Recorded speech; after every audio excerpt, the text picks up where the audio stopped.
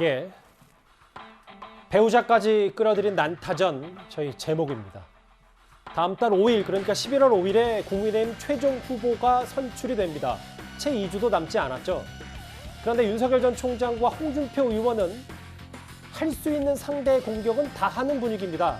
이제는 부인을 두고도 설전이 이어졌습니다. 제 처는 그런 내용을 모르기 때문에 제가 그 사과와 관련한 그 스토리를 얘기를 해준 것이고 그거를 하면 좋겠다고 제가 판단해서 하라고 한 겁니다. 가족이 어떤 분들은 후원회장도 맞는데 원래 이 선거라는 거는 지쳇말로 패밀리 비즈니스라고 하지 않습니까? 근데 제 처는 다른 후보 가족들처럼 그렇게 적극적이진 않기 때문에 그런 오해할 필요는 없다고 저는 생각하고 있습니다. 지각신이 좀 소환되기 중이라 밖에 못 나오니까 그런 시비를 하는 거 보고 내가 어처구니 없다. 지금 후원회장이라는 의미는 돈 가지고 관리하는 그 의미가 아닙니다. 그런 시대가 아닙니다. 가장 가깝고 믿음직한 사람을 후원회장하는 시대인데 그 얼마나 아름다운 동행입니까? 지각신은 밖에 못 나오니까 그래 시비를 거는 거지. 예, 이제 각시라는 표현까지 나왔습니다. 윤석열 캠프 쪽 얘기를 좀 들어볼까요? 윤 전 총장은 시쳇말로 선거는 패밀리 비즈니스다. 어떤 후보는 가족이 후원회장도 만든다.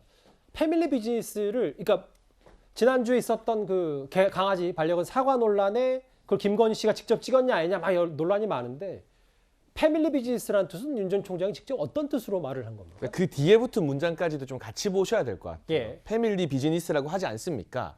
그런데 제 처는 다른 후보 가족들처럼 그렇게 적극적이지 않기 때문에 그런 오해할 필요가 없다. 이게 완결된 문장이거든요. 그러니까 사실 선거를 한다고 하면 온 가족이 동원되어서 각고의 노력을 다하기 마련인데 그럼에도 불구하고 윤석열 후보의 배우자 같은 경우는 아주 적극적으로 나선다거나 그렇지 않기 때문에 다른 오해나 염려를 할 필요가 없다는 차원에서 선을 그은 것이고요. 그와 반대되는 의미로 지금 홍준표 후보 같은 경우는 이 배우자가 후원회장을 하고 있지 않습니까? 여기에 대해서 홍준표 후보는 아름다운 동행이라고 하지만 보통은 이 후원회장 같은 경우는 사회적으로 명망이 있는 분들 그리고 국민들이 후원금을 그 소중한 후원금을 보낼 때 믿고 신뢰할 수 있는 분을 내세우기 마련입니다. 근데 정치를 오래 하신 거 참 많이 자랑스럽게 이야기하시는데 정치 오래 하신 것 치고는 주변에 사람이 좀 없는 거 아니냐. 사람이 부족해서 가족이 후원회장을 해야 할 정도로 믿고 맡길 그런 명망가가 홍준표 후보 캠프에 힘을 보태지 않는 것 아니냐. 이런 점을 애둘러 비판한 것으로 봐주시면 될 것 같습니다.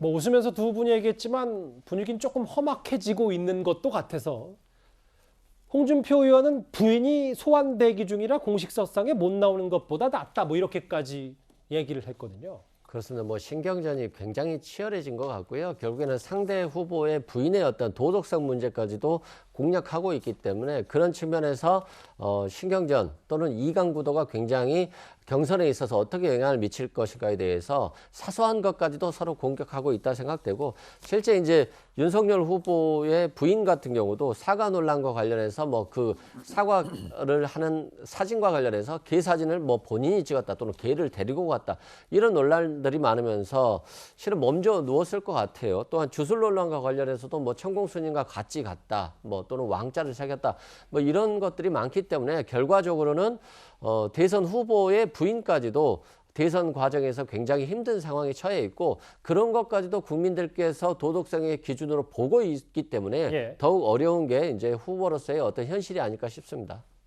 장현철 평론가님 나오셨으니까 이 보도 팩트체크 한번 가능할지 모르겠어요. 김건희 씨가 상당히 고통스러워하고 몸져 누워버렸다는 게 중앙일보 보도인데 실제로 이게 사실입니까? 그러니까 제가 이 보도 내용에 대해서 사실 확인을 하기는 조금 어려울 것 같고요. 예. 다만 이 정치권에서 활동한 경험이 많지 않은 분들 같은 경우는 본인도 본인이지만 그 가족들이 여러 가지 사실과 다른 흑색 선전이나 이런 것들 때문에 스트레스를 많이 받을 수밖에 없는 부분이 있죠. 다만 제가 한 가지 아쉬운 건 지금 치열하게 야권에서 경선이 진행 중입니다만 궁극적으로는 정권 교체를 위한 원팀을 일으켜야 되는 거 아니겠습니까? 그런데 윤석열 후보 배우자를 향한 수사는 1년 6개월이 넘게 진행되도록 수사 진척 상황이 거의 드러나지 않은 억지 수사라고 사실 그 이전에는 야권의 다른 후보나 정치인들도 같이 이건 검찰의 무리한 수사다. 윤석열 후보가 살아있는 권력과 맞섰기 때문에 보복하는 수사다라고 말씀을 해오셨거든요.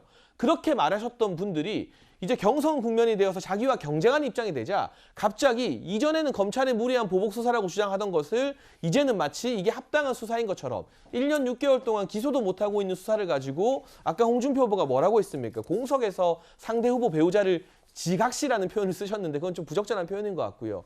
그런 표현까지 쓰시면서 비방하는 것은 아무리 야권 당내 경선이 치열하다 하더라도 금도를 조금 넘어선 행위가 아닌가. 그런 점에서 제가 많은 아쉬움을 느끼고 야권의 지지자분들도 이런 네거티브 경선을 보고 싶었던 것은 아니다 하면서 고개를 좀 가로젓지 않을까 싶습니다. 장평론가님 말씀 중에 이제 그 정권 교체를 위해서 연팀이 돼야 된다. 이거는 이제 보수 야권의 시각이고요. 그렇죠. 예.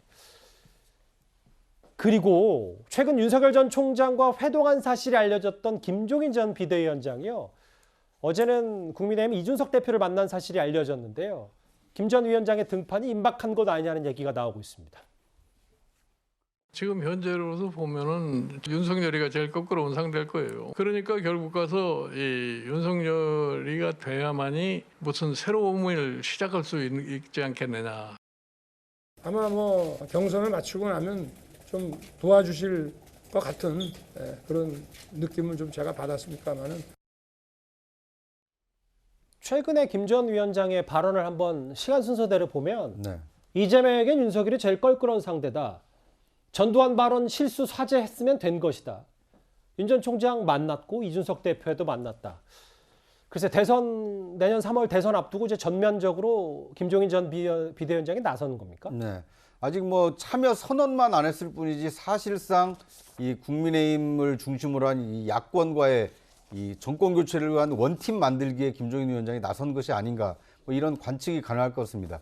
더더군다나 후보로 보면은 윤석열 전 총장을 상당히 좀 엄호하는 듯한 발언을 했기 때문에 뭐 이런 점도 좀 눈여겨 볼 필요가 있어 보입니다. 그 전두환 이 발언의 경우에는 상당히 좀 논란이 컸었는데 자신이 국민의힘 비대위원장 시절에 광주 5.18 묘역에 가서 이렇게 무릎 꿇고 사죄하지 않았습니까? 그럼에도 불구하고 윤 전 총장의 전두환 발언에 대해서 뭐 실수를 사죄했으면 된 것이다. 이렇게 상당히 좀 적극적으로 이 끌어안는 모양새를 취한 걸로 봐서는 만약에 국민의힘 이 경선에서 윤석열 후보가 후보로 당선이 된다라면 적극적으로 선대위에 합류해서 내년 대선을 진두지휘할 가능성이 좀 있어 보입니다. 예. 이 부분만 짧게 하고 넘어갈게요. 이제 내년 아니죠. 다음 달 5일에 국민의힘 최종 후보가 결정이 되는데 그 전에 가장 신경전이 치열한 게 바로 이 부분일 것 같습니다. 윤 전 총장 측은 양자 가상 대결을 해야 되는 거 아니냐. 그러니까 이재명 후보와 국민의힘 땡땡땡 후보 가운데 누구에게 투표를 하겠느냐. 근데 반면 홍준표 의원 측은 어느 후보가 가장 경쟁력이 있다고 생각하십니까? 사지선다행을 해야 된다 이렇게 물어보고 있는데 이거 좀 어떻게 판단해야 될까요? 그러니까 이제 처음에 그러니까 이 당 선관위에서 이 각 후보들을 모아놓고 합의를 할 때 뭐랬냐면 1차, 2차 경선 같은 경우는 여론조사를 그냥 일반 여론조사로 형식해서 하기로 했고요. 마지막 여론조사 같은 경우는 경쟁력을 좀 보겠다. 이게 왜 이런 이야기가 들어갔냐 하면 역선택 방지를 위해서 사실 이걸 채택을 한 겁니다. 즉 왜냐하면 이 전체적인 이 후보 지지를 보면 민주당을 지지하시는 분들이 국민의힘 후보를 지지하는 이 문제가 있기 때문에 이걸 방지해야 된다라는 차원의 당시 합의를 한 거거든요. 근데 경쟁력을 알아보려면 예를 들어서 이재명 후보와 이 상대 후보가 누가 더 경쟁력이 있는가를 알아봐야 되는데 이제 그 방식을 놓고 윤석열 후보 측에서는 당연히 그러면 1대1로 붙어서 다 1대1로 붙어봐서 거기서 어느 사람이 더 많은 그걸 이 지지를 얻느냐 이거를 분석해야 된다라는 주장을 하고 있는 거고 반면에 지금 홍준표 후보는 뭐 중대결단 운운하면서 이 4명을 전부 다 나눠놓고 거기에 따라서 여론의 차이를 가지고 이제 해야 된다는 이야기 하고 있지 않습니까?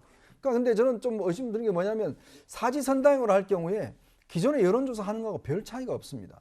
과연 저기서 어떤 경쟁을 왜냐하면 저기 같은 경우는 민주당 지지자들이 유입될 수가 있거든요. 근데 이쪽은 조금이나마 그걸 좀 걸러낼 수 있는 장치가 1대1로 하기 때문에 없는 상황이기 때문에 아마 각자의 유리한 지점을 놓고 지금 이 경쟁도 굉장히 치열한 것 같습니다. 설전 공방이 이제 본격 시작이 되는 거 보니까 최종 후보 선출이 얼마 안 남은 것 같습니다. 이 소식까지 정리를 하겠습니다. 다음 주제 넘어가기 전에요. 지금까지 들어온 여러분들의 목소리를 만나볼 차례입니다. 첫 번째 댓글입니다. 성남도시개발공사 사장 황무성 사장이 임기 중에 그만둔다는데 성남시장이 그 이유를 안 물어보나요? 라고 의견을 주셨고요. 예. 사장 면전에 본부장이 오늘 내로 사표 쓰라고 하다니... 네. 검찰을 대신해서 언론이 수사하고 국민이 감시하는 상황이네요. 이렇게 표현을 좀 해주셨습니다. 또 볼까요? 보스가 측근이 아니라는데 자기들끼리 측근 타령하는 게 무슨 소용인가요? 밑에서 이제 본인들이 알아서 한 거다라는 말씀을 해주신 것 같은데요. 마지막 보겠습니다. TBS 교통방송의 운영 취지가 무엇인지 정말로 궁금합니다. 저에게는 실시간 교통 현황 왜 얘기 안 하냐 뭐 이런 말씀이신 것 같은데요. 오늘도 댓글 5개 감사드립니다. 다음 주제 오늘 있었던 얘기 하나 해보겠습니다.